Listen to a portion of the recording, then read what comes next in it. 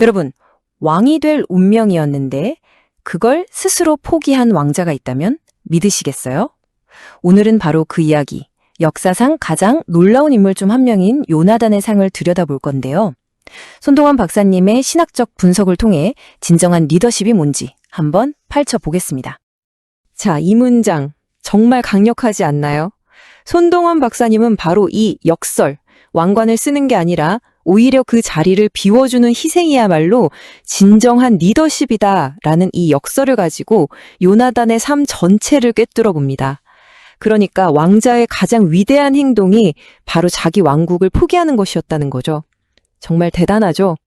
그래서 손 박사님은 요나단의 삶에서 드러나는 5가지 핵심 진리, 도그마라고 부르는 것들을 짚어주시는데요. 이제부터 그의 놀라운 용기에서 시작해서 위대한 희생으로 마무리되는 그 여정을 한번 같이 따라가 보시죠. 자, 첫 번째 도그마입니다. 핵심은 바로 이거예요. 두려움을 이기는 믿음. 그의 아버지 사울 왕은 아시겠지만 두려움에 완전히 발이 묶여 있었잖아요. 그런데 요나단은 달랐어요. 하나님의 능력은 한계가 없다는 그 믿음 하나로 그냥 행동에 나선 거죠. 바로 이 개념, 라틴어로 솔라 피데, 오직 믿음으로라는 뜻인데요.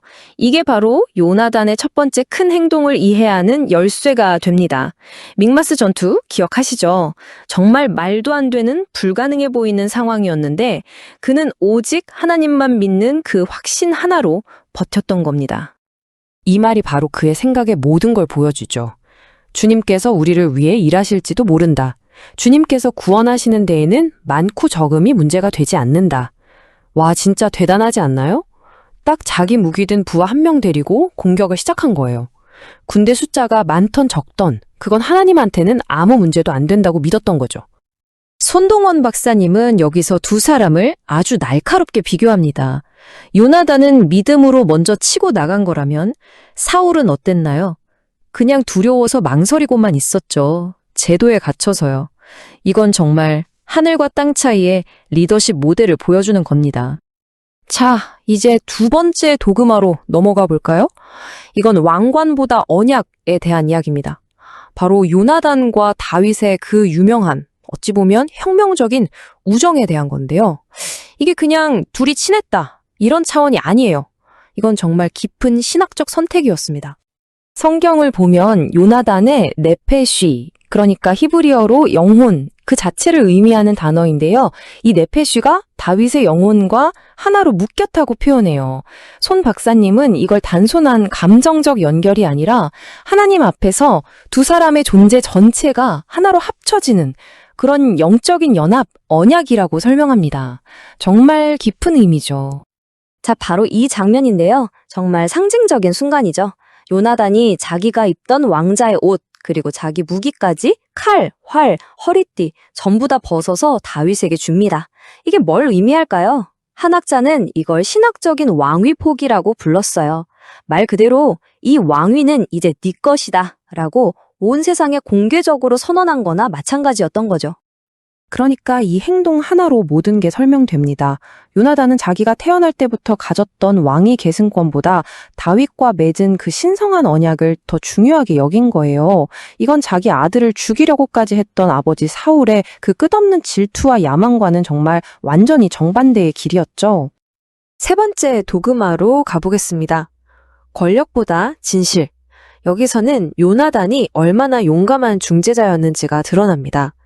자기 목숨이 위험해질 수 있다는 걸 알면서도 절대 권력 앞에서 진실을 말하기를 주저하지 않았어요. 요나단은 코람데오, 즉 하나님 앞에서 사는 삶을 살았던 겁니다. 그의 행동 기준은 아버지를, 왕을 기쁘게 하는 게 아니었어요. 오직 하나님의 정의였죠. 그래서 모두가 침묵할 때 홀로 다윗을 변호하고 나섰던 겁니다. 이 장면 좀 보세요. 아버지인 왕 앞에서 직접 이렇게 말합니다. 왕이시여, 신하 다윗에게 죄를 짓지 마소서. 그는 왕께 죄를 지은 적이 없고 그가 한 일은 왕께 큰 유익이 되었습니다. 와, 왕세자가 자기 아버지한테 이렇게까지 말하는 건 정말 목숨을 내놓은 거나 다름없는 엄청나게 대담한 행동이었죠. 결국 이 변호 때문에 어떻게 됐을까요? 아버지가 자기 아들한테 창을 던져버립니다. 죽이려고 한 거죠. 이 순간은 요나단이 그냥 말로만 다윗 편을 든 게 아니라 다윗이 받아야 할 박해의 자리에 기꺼이 대신 서려고 했다는 걸 온몸으로 증명한 셈입니다. 자, 네 번째 도그마입니다. 어둠 속의 희망. 손동원 박사님은 이걸 요나단의 가장 위대한 섬김이라고 평가하는데요. 정말 모든 게 끝났다고 생각되는 그 절망의 순간에 그가 어떻게 희망의 불씨를 되살렸는지 한번 보시죠. 다윗의 상황을 한번 상상해 보세요. 호레스 광야에 숨어 지내는 도망자 신세입니다. 사냥당하고 있고 완전히 절망적이죠. 왕국의 모든 군대가 자기를 죽이려고 찾고 있는데 희망이 남아 있었을까요? 아마 거의 꺼져가고 있었을 겁니다. 이런 최악의 상황에서 왕의 분노를 무릅쓰고 누가 감히 그에게 희망을 주러 찾아올 수 있었을까요? 바로 요나단이었죠. 그는 다윗을 찾아가서 그냥 힘내 이런 위로만 한 게 아니에요. 손 박사님의 표현을 빌리자면 신학적인 닻을 내려준 겁니다. 하나님 안에서 힘을 얻게 도와주고 하나님의 약속을 다시 한번 똑똑히 일깨워준 거죠. 너는 이스라엘의 왕이 될 것이고 나는 네 다음이 될 것이다 라고요. 흔들리는 다윗을 꽉 붙잡아준 거예요. 그리고 이제 마지막 5번째 도그마입니다. 희생이라는 유산. 손동원 박사님은 요나단의 죽음을 단순한 비극으로 보지 않습니다. 오히려 그의 삶의 목적을 완성하는 마지막이자 궁극적인 희생이었다고 설명합니다. 길보아산 전투에서 요나단이 전사하죠. 그 후에 다윗이 부르니 애가는 정말 유명합니다. 내 형 요나단이여 내가 그대를 애통해함은 그대의 사랑이 내게는 여인의 사랑보다 더 놀라웠음이라. 이 말 속에 모든 게 담겨 있죠. 요나단의 죽음은요, 아들로서 아버지에게 끝까지 충성한 것이었지만 동시에 다윗이 아무런 이견 없이 왕이 될 수 있는 길을 활짝 열어준 마지막 희생이 된 겁니다. 보시면 언약은 여기서 끝나지 않아요. 길보아에서의 죽음으로 그의 희생은 완성됐고 다윗의 애가는 그들의 언약을 역사에 영원히 새겼죠. 그리고 가장 중요한 건 훗날 다윗이 요나단의 아들 무비보셋에게 은혜를 베품으로써 그 언약을 지켰다는 겁니다. 요나단의 이 변함없는 사랑, 헤세드는 다윗 왕국의 초석이 되어서 미래에까지 영향을 미친 거죠. 자, 그럼 이 모든 이야기에서 우리가 얻을 수 있는 교훈은 뭘까요? 손동원 박사님은 요나단의 삶을 통해 우리가 배울 수 있는 진정한 리더십을 위한 3가지 실질적인 원칙을 정리해 주십니다. 결국 요나단의 이야기는 우리 모두에게 아주 근본적인 질문 하나를 던지고 끝납니다. 바로 이 질문이죠.